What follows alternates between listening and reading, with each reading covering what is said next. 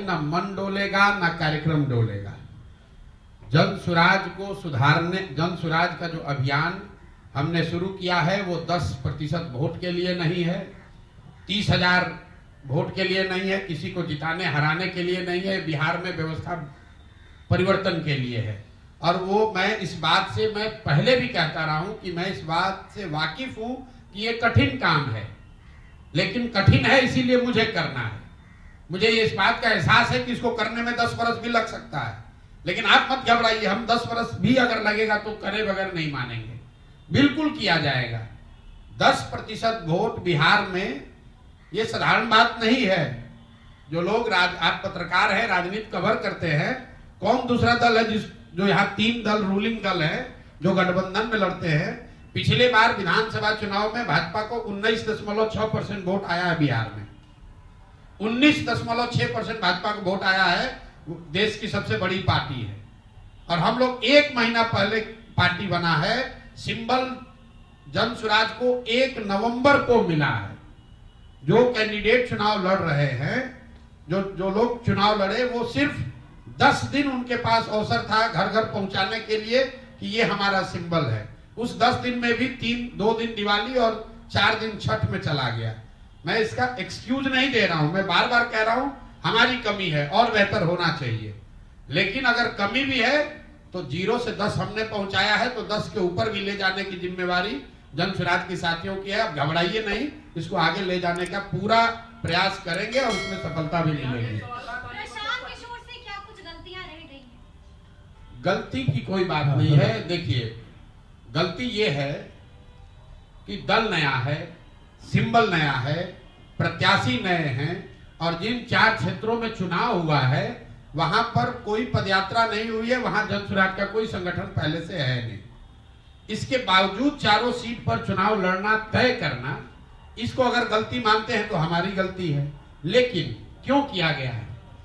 कई बार आप जो अटेम्प्ट करते हैं, जैसे आप मिसाइल कंट्रीज जो मिसाइल छोड़ते हैं तो आप उसमें पढ़ते होंगे कि जब मिसाइल लॉन्च आप करते हैं तो जो मिसाइल लॉन्च नहीं हो पाता है उससे जो डेटा और जो जानकारी मिलती है वो एक सफल मिसाइल लॉन्च के प्रयोग से ज्यादा कारगर है।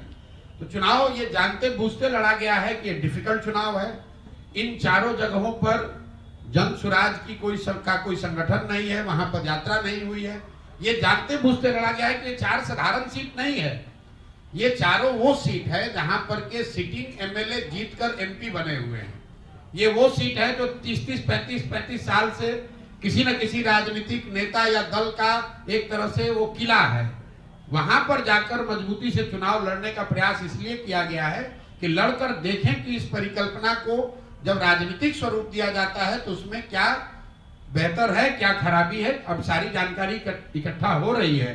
इसके बाद आप देखेंगे कि जितनी मजबूती से जन सुराज की परिकल्पना को, अभियान को घर घर पहुंचाया गया है, उतनी ही मजबूती से अगले 3 महीने में जन सुराज दल को भी, सिंबल को भी उतनी ही मजबूती से पहुंचाया जाएगा, ताकि आने वाले चुनाव में ये दिक्कत ना हो कि लोग सिंबल नहीं जानते हैं, प्रत्याशियों के बारे में नहीं जानते हैं, दल का संगठन नहीं है। उस चीज को अगले 2-3 महीनों में पूरा करने का प्रयास करें। प्रशांत जी, एक सवाल ये है कि आप कितनी सीटों पर जमानत बचा पाए? 4 सीट पर आपने उम्मीदवार दिए थे।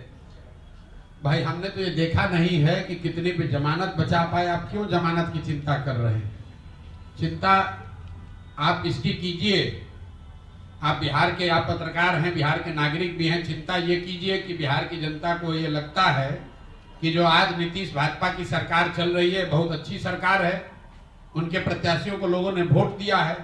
ये चिंता की बात है कि बिहार आज देश का सबसे गरीब और पिछड़ा राज्य है और फिर भी लोग उसी दल को, उसी नेतृत्व को, उसी नेता को, उसी दल को वोट दे रहे हैं। चिंता का कारण ये है, जमानत किसका जब्त हुआ नहीं हुआ वो चिंता का कारण नहीं है। ये बात साफ हो गई कि प्रशांत की बात बिहार की जनता मानने को तैयार नहीं है, आप नहीं समझा पा रहे। जितने लोगों को समझाने की जरूरत है उसको नहीं समझा पाए हैं। बिल्कुल, इसमें कहने क्या बात है। 10% लोगों को समझा पाए तो 10% लोग को ही समझा पाए हैं।